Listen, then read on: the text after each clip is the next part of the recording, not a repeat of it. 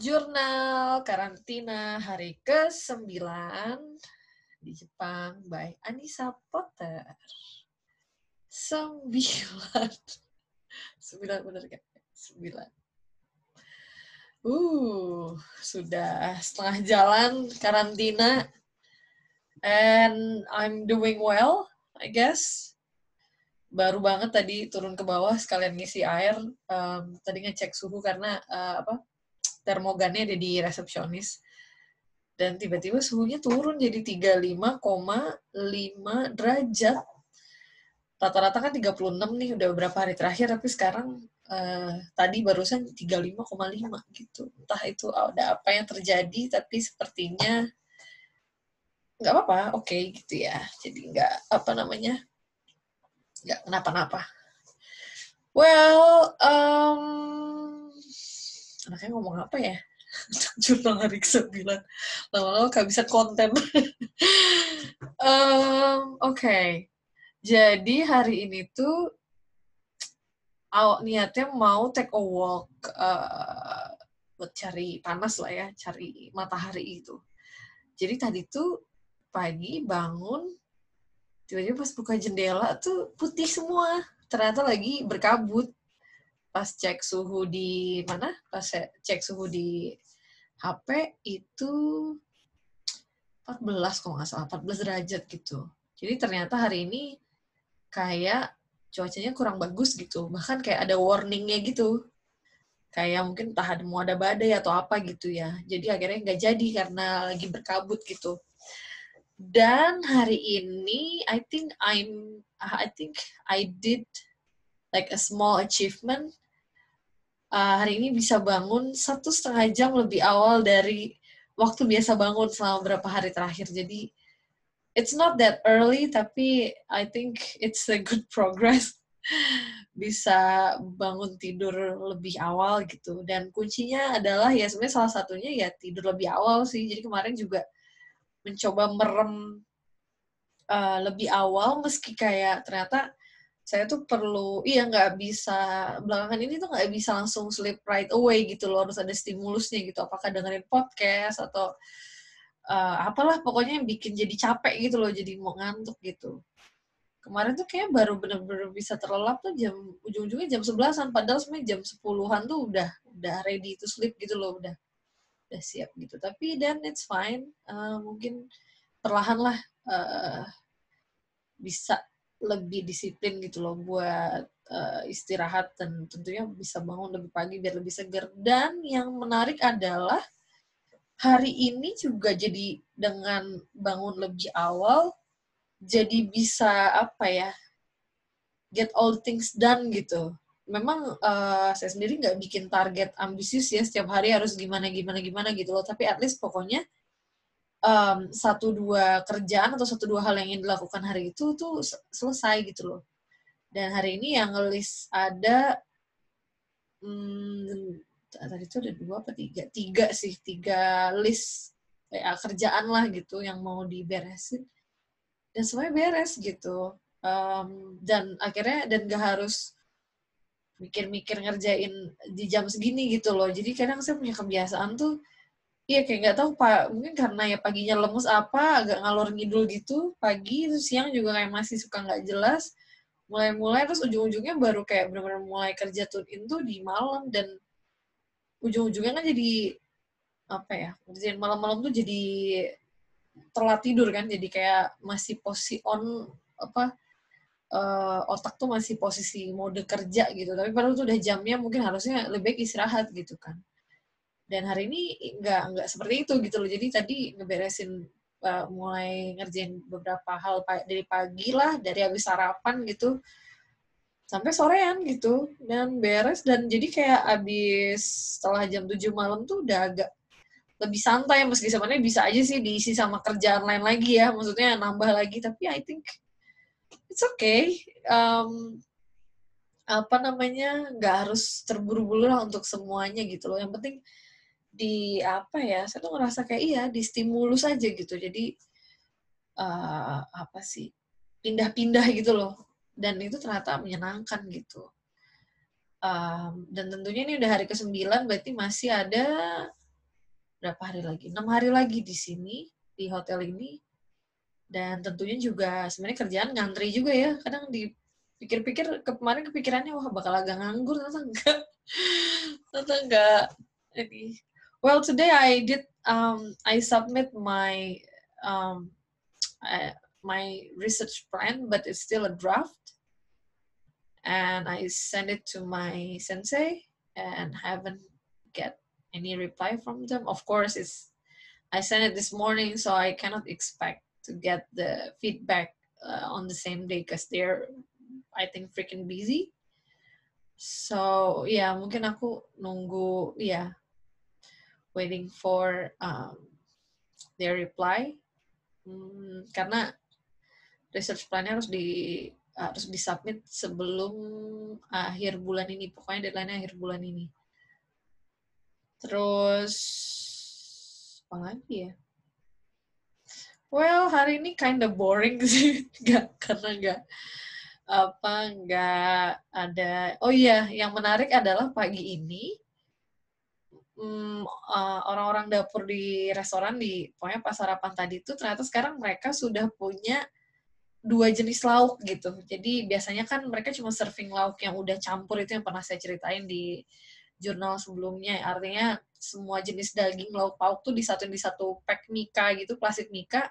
Ya mau nggak mau kita harus ngambil satu set itu gitu. Jadi kalau misalnya di situ ada porknya ya mau nggak diambil gitu kan. Dan hari ini tuh ternyata mereka jadi punya 2 kategori gitu. Yang satu yang lengkap, yang tentunya ada porknya. Yang satu lagi tuh cuma telur sama ayam gitu. Jadi tadi tuh senang banget. Kayak mungkin juga nggak cuma karena it's not because of my existence di hotel ini gitu loh. Jadi di hotel ini ternyata juga ada orang-orang Indonesia yang kerja di itu yang saya ceritain kemarin, yang kerja di perkapalan, perusahaan penangkapan ikan di perusahaan Jepang gitu ya. Jadi mungkin mereka juga pasti punya preferensi untuk makanan, dan saya percaya mungkin most of them are Muslim kali ya, terlepas dari if they practicing or not gitu, tapi mungkin sih untuk prinsip makan pork gitu atau daging babi juga mungkin agak mereka menghindari gitu kan. Ya itu, jadi akhirnya mereka kayak mungkin mulai tahu kalau ada tamu hotel yang nggak makan butaniku atau daging babi. Terus tadi tuh iseng pas sambil makan bento dari hotel, jadi tuh kan menunya sebenarnya mirip-mirip ya, meskipun dia ganti model cara masak telurnya, terus jenis saladnya kan ada saladnya gitu. Jadi kan bento tuh yang menarik adalah dia kan kombinasi lauk pauk, terus lauk pauknya tuh ada yang kayak dari daging-dagingan, terus ada yang dari tanaman gitu, sama ada kayak irisan sedikit porsi salad gitu kan. Dan saya tuh baru nyadar kalau setiap bento tuh pasti ada rebungnya, yang itu ya, bambu shoot itu, bambu muda itu. Jadi ada rebungnya. Terus tadi iseng sambil belajar biasa belajar bahasa Jepang lagi, nyari bahasa Jepangnya rebung atau bamboo shoot ya. Kata namanya takenoko bahasa Jepangnya. Terus tadi iseng juga ngelihat, berhubung berencana ingin lebih sehat kan di sini, pengen tahu khasiat rebung tuh apa gitu. Dan ternyata kalau ngelihat dari artikel media sih ya, jadi memang bukan jurnal ilmiah gitu.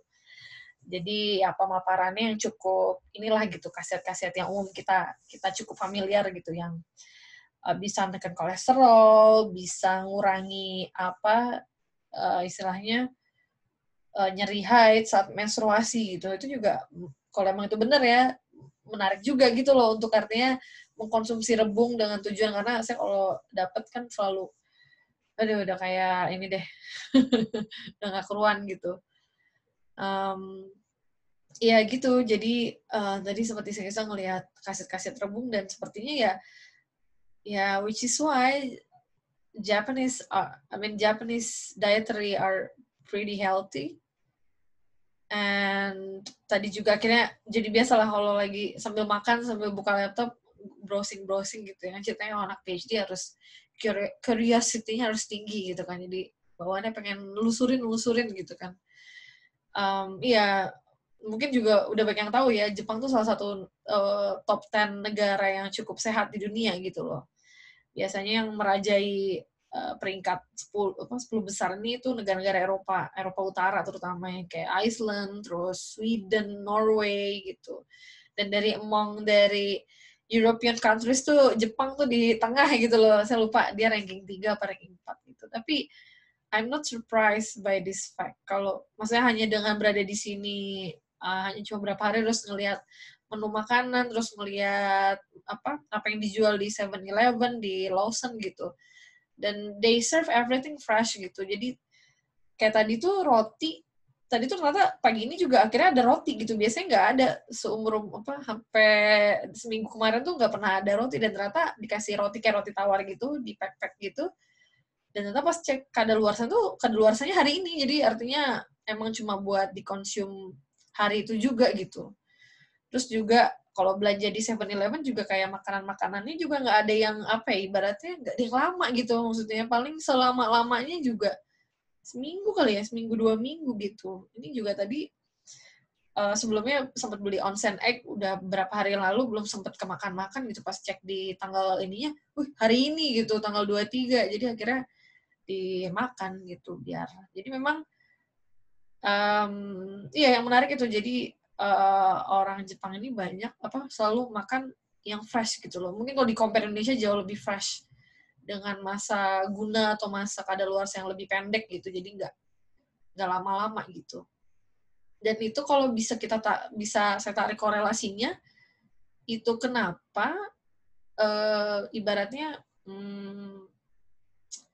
grocery stores di Amerika, sempat tuh ada satu video di YouTube, apakah dari CNBC apa dari Business Insider gitu, tentang gimana wholesale groceries di Amerika itu di Amerika dan mereka bawa ke Jepang, mereka kenalin itu tidak berhasil gitu loh. Jadi artinya kan meski mereka besar di Amerika gitu loh, mereka sukses segala macam, pokoknya profitable, tapi ternyata pas dibawa ke sini tuh failed gitu. Ternyata ada sebuah analisis dan menarik juga gitu loh untuk diketahui kalau karakteristik orang Jepang dalam berbelanja sama orang Amerika itu beda gitu. Jadi kalau kebetulan saya ya pernah ada pengalaman juga tinggal di Amerika meski nggak lama gitu ya, cuma 5 minggu, tapi juga artinya dapat kesempatan gitu loh buat hidup kayak apa sih orang Amerika itu hidup gitu loh, tinggal belanja kayak apa. Dan ternyata kalau di Amerika itu kan karena akses itu terbatas ya, apa-apa kan harus pakai mobil kan. Meski sebenarnya bisa aja pakai transportasi umum, tapi nggak semua wilayah gitu loh. Jadi ibaratnya kalau di Amerika tuh wajib lah punya kendaraan gitu loh, minimal punya mobil kalaupun bekas gitu, karena akses tuh agak susah gitu loh. Jadi mau kemana-mana, beda banget sama Jepang yang mungkin sistem transportasi jauh lebih available dan lebih aksesibel gitu loh. Jadi ya tadi kalau saya lihat kalau orang Amerika ya mereka belanja tuh sistemnya kayak nyetok gitu loh, nyetok buat sebulan, 2 bulan, pokoknya intinya belanja gitu. Yang bisa di stok buat lama, karena ya tadi mereka sekali pergi belanja banyak gitu kan, terus itu ya mungkin baru pergi lagi berapa minggu lagi atau berapa sebulan lagi gitu. Jadi belanja itu kayak segambreng gitu loh, rame-rame banyak gitu.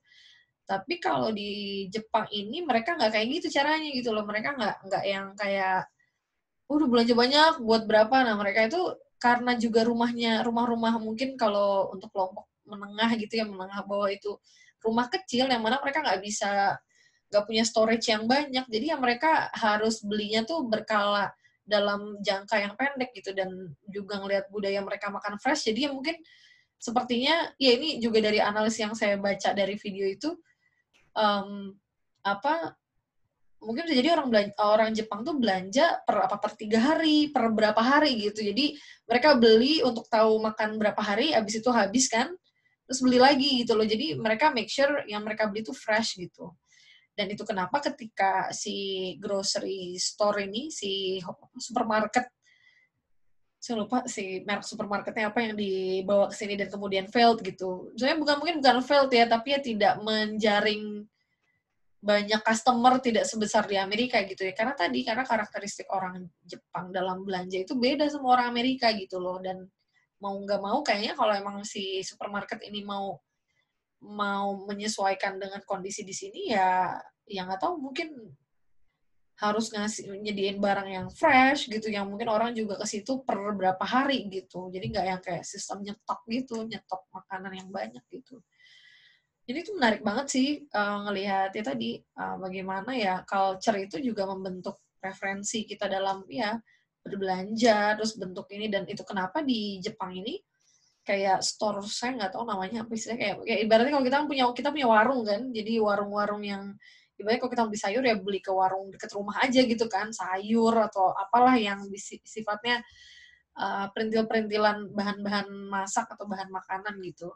Dan di sini juga kayak gitu, jadi banyak banget kayak toko-toko kecil lah gitu loh. Jadi sebenarnya nggak harus, ibaratnya kalau mau belanja tuh nggak harus pergi ke supermarket besar gitu loh. Jadi ada beberapa toko-toko deket area perumahan, kita bisa beli bahan-bahan makanan gitu. Dan mereka biasanya jual aneka jenis, mau yang fresh vegetables atau yang sifatnya apa ya, pokoknya yang bisa disimpan juga, yang bukan, ibaratnya bukan makanan yang cepat busuk gitu. Jadi ya itu sih, itu kenapa jadi mungkin warung-warung juga tumbuh ya, warung-warung kayak warung-warung kecil gitu. Karena kayak kalau saya lihat waktu saya di Amerika kebetulan juga masih daerah perkotaan gitu.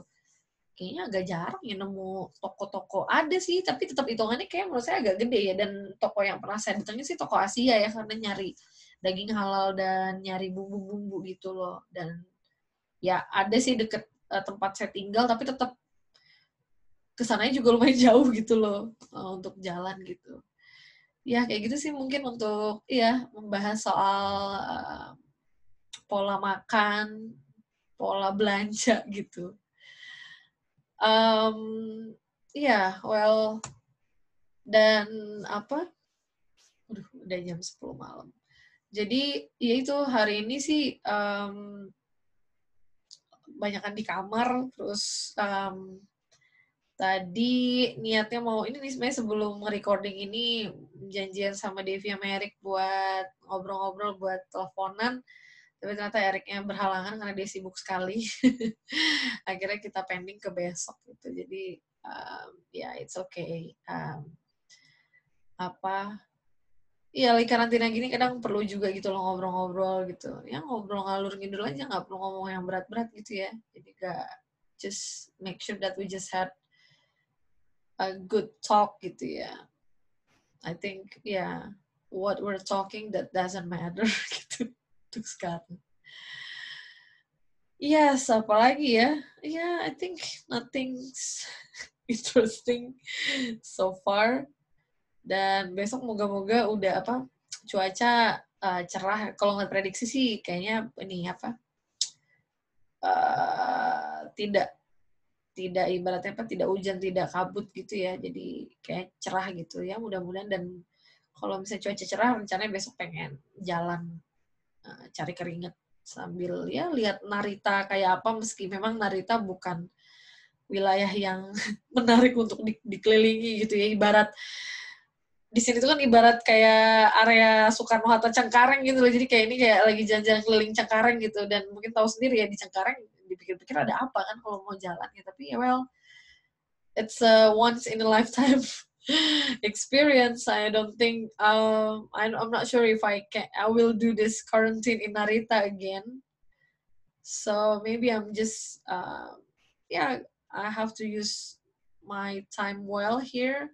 Jadi jalan aja, nggak perlu expect bisa lihat apa yang cantik, yang bagus gitu. Dan yang sebenarnya yang menarik di sini adalah melihat pesawat terbang dan pesawat landing sekali lagi ya. Saya udah sering banget ngulang-ngulang ngomongnya. Dan tadi tuh nggak tahu saking kurang kerjaannya gitu ya. Jadi dan pas lagi duduk di dekat jendela yang ngeliatin pesawat tuh yang lagi dari dia di mana naikin penumpang di apa tuh namanya di gate itu kan ada masuknya penumpang lewat apa namanya Garbarata ya sebutannya Garbarata. Terus mereka masuk sampai pesawatnya tuh jalan tuh, jadi mundur kan, jalan mau terbang gitu. Jadi itu saya tontonin dari dia ninggalin area gate itu, terus jalan dia lagi muter mau pergi menuju landasan buat take off gitu. Jadi saya pantengin aja. Terus habis itu kan ternyata dia agak muter dan sempet agak keblok sama gedung-gedung, jadi nggak kelihatan gitu. Terus saya pantengin gitu, terus pas dilihat tuh ada yang gerak tuh di atas, jadi kayak atasnya pesawat itu gitu. Dan akhirnya pas ditunggu-tunggu bentar, akhirnya dia terbang gitu. Jadi karena ketutup gedung kan, jadi nggak kelihatan juga. Terus tiba-tiba ada kayak udah mulai pesawat lagi jalan gitu, dan akhirnya dia terbang gitu. Terus akhirnya saya dadahin itu pesawat karena saking kurang kerjaannya. Jadi ngeliatin pesawat, yang ampun, langsung dadahin. Jadi ya gitulah. Jadi karantina tuh sebenarnya depends ya. Kalau kita ngerasa bosen ya, well, enjoy what is it, the time, even if you get bored gitu, karena ya mungkin nanti you will miss this moment gitu. Jadi nanti kalau udah pusing-pusing malah mikirnya gue pengen karantina aja, nggak ngapa-ngapain, bengong, atau well, like doing nothing gitu ya. Okay, I'll see you again tomorrow on my 10th journal, quarantine journal. Dan semoga semuanya sehat. Dan well, hari ini I'm eating quite well, I guess. Ya, makan bento, makan roti, makan apa lagi ya tadi ya? Makan mie gelas. Oh iya, makan mie gelas hari ini. Loh, mie gelas enak banget loh ternyata. Dan tadi karena saya beli kayak crab stick gitu, tinggal dimasukin ke mie-nya, jadi kayak naik kelas gitu loh. Kalau mie gelas kan kosan banget gitu loh, terus ditambahin crab stick kayak fish cake gitu, rasanya jadi lebih lezat gitu. Dan harganya juga nggak gitu mahal.